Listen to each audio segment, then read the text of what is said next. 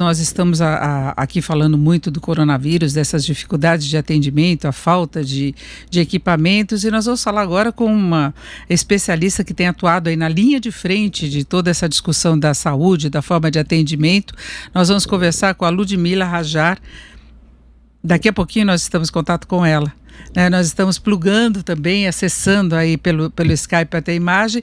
Lembrando que ontem o presidente Bolsonaro lá em Brasília houve uma reunião com vários médicos que estão tratando aí das UTIs, estão fazendo um atendimento direto no combate ao coronavírus, e ela esteve participando, a doutora Ludmila Rajar, que é diretora de Ciência, Tecnologia e Inovação da Sociedade Brasileira de Cardiologia. Doutora Ludmila, boa tarde. Boa tarde, Denise. Boa tarde a todos. Bom, eu falava dessa reunião que houve ontem em Brasília, foi uma reunião técnica, e qual foi o foco principal? Porque houve muita discussão antes, que o ministro Mandetta não sabia da convocação dessa reunião com vários médicos. Qual a sua avaliação em relação a isso? Eu acho que a reunião foi muito boa. Foi uma reunião que durou 4 horas, a tarde toda, e a reunião foi totalmente técnica. O presidente queria ouvir de nós, que estamos conduzindo estudos sobre a cloroquina, como é que está sendo o andamento desse estudo, se nós já temos algum dado preliminar. A resposta de todos é que ainda não. Qual que está sendo a nossa impressão clínica, como é que tem sido tratar esses pacientes. Então foi realmente o presidente querendo ouvir os cientistas. Agora, doutor Ludmila, causa uma certa ansiedade, porque a gente ouve várias notícias em relação a tratamentos, inclusive em relação a vacinas, e é tudo muito demorado. Quando que se pode ter, de fato, a conclusão sobre a eficácia de determinado medicamento? Olha, em relação à vacina, realmente, a melhor expectativa de vacina seria em torno de 6 meses. Isso numa expectativa boa. Agora, tratamento, é possível que em 1 a 2 meses a gente já tenha algo, porque o Brasil, sem dúvida, em 2 meses já terá alguma resposta de um desses estudos. E lá fora, os americanos, assim como os chineses, estão conduzindo pesquisas maiores. É possível que nesse período aí, entre 30 e 60 dias, a gente tenha algum dado. Agora, doutora, é uma situação complicada. Enquanto não se tem o medicamento mesmo, enquanto não se prepara o sistema com uma quantidade maior de equipamentos, a gente falava dos respiradores há pouco, é fundamental esse isolamento social. Agora, eu queria saber por que há divergência entre os médicos em relação a isso. Porque tem alguns, aqui no Brasil, por exemplo, que defendem o tal isolamento vertical, como se fosse possível isolar apenas os mais velhos e os que têm alguma doença crônica. E a senhora defende o isolamento como uma estratégia importante agora, até para não levar a um colapso mesmo do sistema de saúde, não é? É isso mesmo. Denise, é compreensível essa discussão, porque veja bem, a Covid-19 é uma doença que só tem 3 meses de história.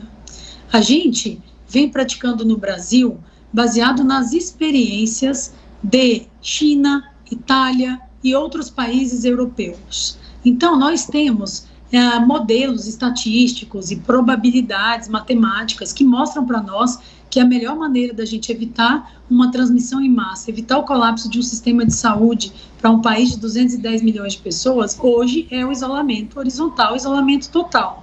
É lógico, alguns cientistas, eles acreditam que não, que a doença pode ter um comportamento distinto em países como o Brasil, mas nós não temos dados para isso. E nós estamos falando de um país que não tem leite suficiente de UTI, que não tem leite suficiente de enfermaria e de uma doença que até o momento não tem tratamento. É por isso que a gente realmente vem pedindo a comunidade toda para seguir a recomendação da OMS e do Ministério da Saúde, até que a gente tenha algo distinto e que venha nos trazer alguma expectativa. Esse algo pode ser muito mesmo, daqui a pouco, um teste sorológico eficaz, que por enquanto nós não temos, um teste sorológico eficaz, que por enquanto nós não temos, ao mesmo tempo, algo que saia na literatura científica, mostrando para nós que isso poderia ser utilizado em uma população. Por exemplo, se eu tenho um teste sorológico eficaz, eu posso detectar as pessoas já imunizadas, que tiveram formas brandas da doença ou que tiveram formas graves e já estão curadas, e aos poucos liberando essa população. Mas neste momento, até o momento, nós não temos isso.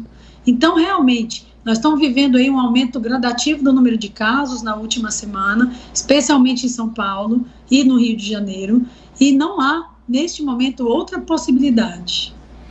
Agora, doutora Ludmila, na sua área mais específica, que é de cardiologia, é uma vulnerabilidade a mais as pessoas que têm problemas de pressão, não é? Há uma recomendação para isolamento, principalmente nesses casos, não é?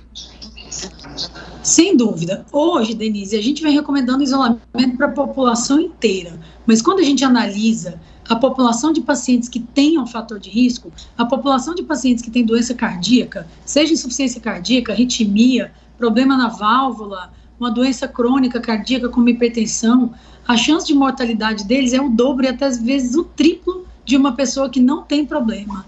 Ou seja, grupos de risco, como faz parte o paciente cardiopata, realmente a gente tem que ter uma atenção redobrada em relação ao isolamento e as medidas de higiene respiratória e de higiene global. Então, realmente é um alerta importante para a população. Se você é cardiopata, tem que redobrar todos os cuidados.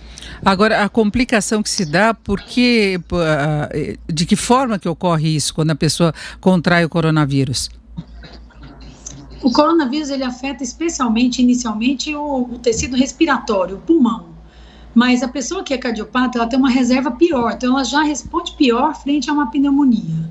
Além disso, o coronavírus pode afetar o coração e gerando uma resposta inflamatória sistêmica que vai aumentar a chance de infecção secundária, de insuficiência renal. Então, são múltiplas complicações. E é isso que a gente vem assistindo nas UTIs nos últimos dias. Agora, doutora Ludmila, a gente vê também uma situação muito complicada, que a pessoa que chega aí para uma UTI para utilizar um respirador, ela fica muitos dias internada. Não é? O tempo de recuperação é muito demorado, é muito acima da média, não é? É muito acima da média. Uma pneumonia normal, que o paciente tem indicação de um respirador, normalmente em uma semana você consegue recuperar essa pessoa. Essa doença, Covid-19, infelizmente é uma doença que a resposta inflamatória no pulmão, a destruição do tecido pulmonar é tão grande, que menos que 10, 14 dias de UTI realmente é muito insuficiente. Então, são pacientes que vão precisar de UTI longamente. E isso assusta muito pelas necessidades dessas pessoas e pela demanda de UTI. E não só isso, né? Não só a questão do leito e do respirador, mas é a capacitação humana. Eu tenho que ter gente extremamente preparada e garantir isso para 200 milhões de pessoas não é fácil. E a gente vê a possibilidade do Ministério da Saúde convocar, inclusive, profissionais que não estão acostumados com esse tipo de atendimento. A senhora, inclusive, faz atendimento intensivo nas UTIs, mas chamando aí fisioterapeutas, enfermeiros, pessoas de outras áreas médicas para cobrir a mão de obra que também está sofrendo coronavírus, né? Esse é o problema. Tem muitos profissionais da saúde infectados. Você sabe que na Itália 63 médicos morreram. Então, tem muita gente, além da conta, assustado, que não quer trabalhar com esse tipo de doente. Então, esse é um problema que nós estamos enfrentando.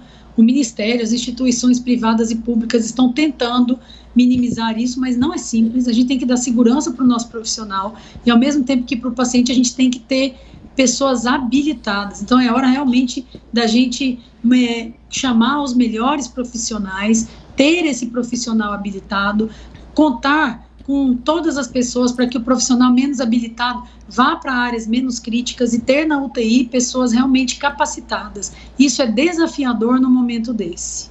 E a recomendação que a senhora daria para as pessoas que têm doenças crônicas, especialmente na área cardíaca, qual o cuidado? É isolamento mesmo?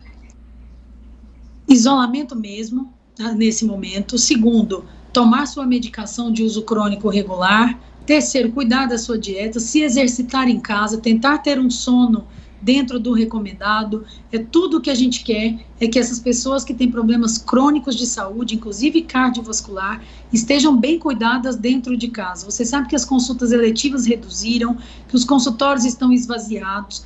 Então, nós precisamos contar com o engajamento da pessoa no seu processo de saúde. A gente quer que a pessoa se sinta como se estivesse se cuidando mesmo em casa, num momento difícil, que a assistência médica está muito reduzida. Agora, com todo esse alerta que tem sido feito, no caso de a pessoa já ter uma doença pré-existente, ela não fica numa situação de pânico se começar a apresentar alguns sintomas, porque a gente tem visto que muita gente tem esses sintomas até por uma questão de ansiedade. Então começa a ter alguns sintomas e dor de garganta e alguma coisa assim, que não necessariamente está relacionada. Mesmo. Então, o que faz? Cabe a nós, profissionais médicos e os jornalistas de renome, como é o caso de vocês, passar a informação adequada. Isso também tem muito a ver com fake news. Muitas informações de péssima qualidade, sem nenhum rigor científico, sendo transmitidas de maneira deliberada.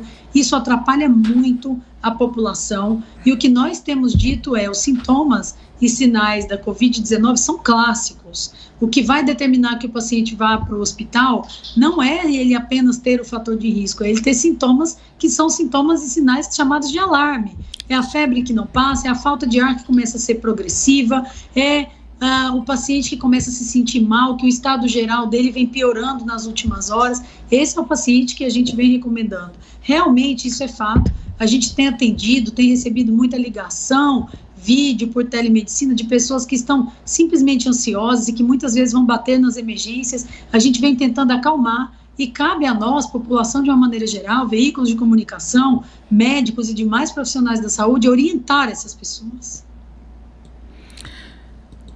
Perfeito, nós conversamos com a doutora Ludmila Rajá, que é diretora de Ciência, Tecnologia e Inovação da Sociedade Brasileira de Cardiologia. Doutora Ludmila, muito obrigada.